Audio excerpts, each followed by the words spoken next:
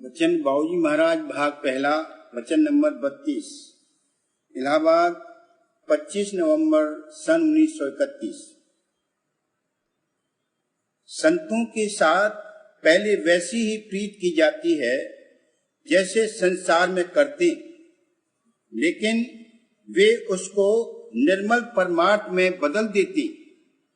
सेवा और प्रसादी का खास फायदा है, लेकिन उनमें भी बंधन नहीं होना चाहिए।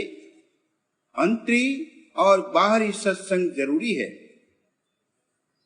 कुहक मध्य से उठी आवाजा, हो तुम हो आए के काजा। इस कड़ी से ये मतलब नहीं है कि आने वाला कौन है और किस लिए आता है, और इसकी खबर सत्पुरुष को नहीं। पुरुष को तो सब खबर है।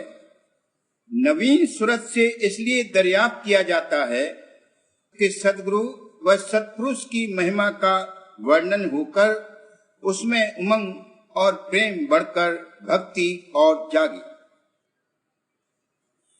जिस तरह संसार में आमतौर पर प्रीत करते हैं, पहले तो उसी तरह संतों से प्रीत आम जीव करते, लेकिन उनके संग प्रीत किसी भाव से की जावे, चाहे संसारी रीति से ही क्यों न हो, वो आहिस्ता आहिस्ता उसको निर्मल परमार्थ में बदल देते।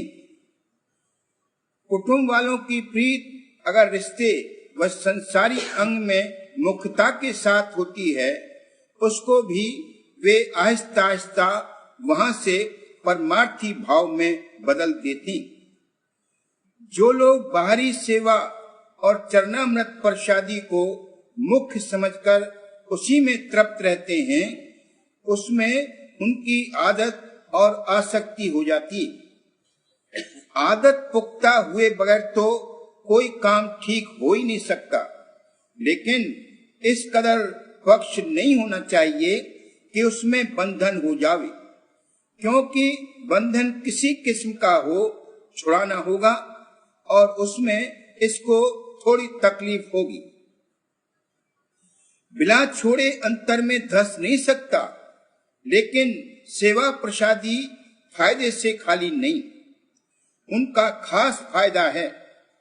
लेकिन संत सद्गुरु का देह स्वरूप जैसा विशाल और कशिश वाला है और उसके दर्शन से संसार की सब चीजों से आसक्ति निकल जाती है, ऐसे ही ऊपर के घाट पर जो इस देह स्वरूप का निज रूप है, वो और भी मनोहर है।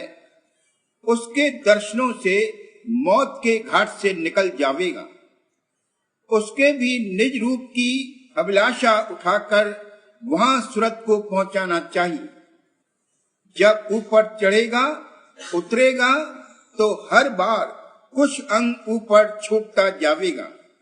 इस तरह बार बार बाहोश ठेका लेने से जब आधे से ज्यादा सूरत ऊपर पहुंचने लगेगी, तो वहां इसका मकान बन जावेगा और उसमें इसको बासा दिया जावेगा।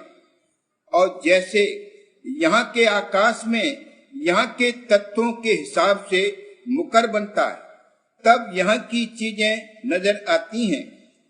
अगर वैसा मुकर हमारी आंखों में न हो तो हम यहाँ की कोई चीज देख ही न सकें। इसी तरह जब वहाँ के आकाश में वहाँ के हिसाब से मुकर तैयार हो जावेगा, तब वहाँ के दर्शन नसीब होंगे। एक निज रूप से उसके ऊपर के निज रूप और फिर उसके ऊपर के निज रूप की धारणा और अभिलाषा करते करते एक रोज ये ध्रुव धाम में पहुंच जावेगा। जिस मुकाम पर ये ठेका लेता है, वहां पहले उस मुकाम के आनंद और प्रकाश की झलक मालूम होती। फिर जैसे जैसे वहां ठहरता है, आनंद और रस मिलता है। अगर और ऊपर के दर्शनों की आरजू न जगाई जावे, तो वहां तृप्त होकर लौनील हो जावेगा, आगे नहीं बढ़ेगा। मौज की जो प्रथम धार बड़े वेग से आई और जहां पर उसने ठेका लिया, वो तो सत्पुरुष की काया और उसका रूप है। जो सुरतें उस मौज की धार से चेत में आकर रत हो गईं, वे हंस हैं।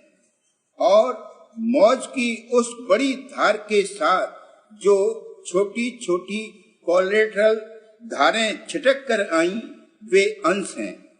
और उन्होंने जिनको जागृत किया, वे उनकी प्रजा और वंश हैं।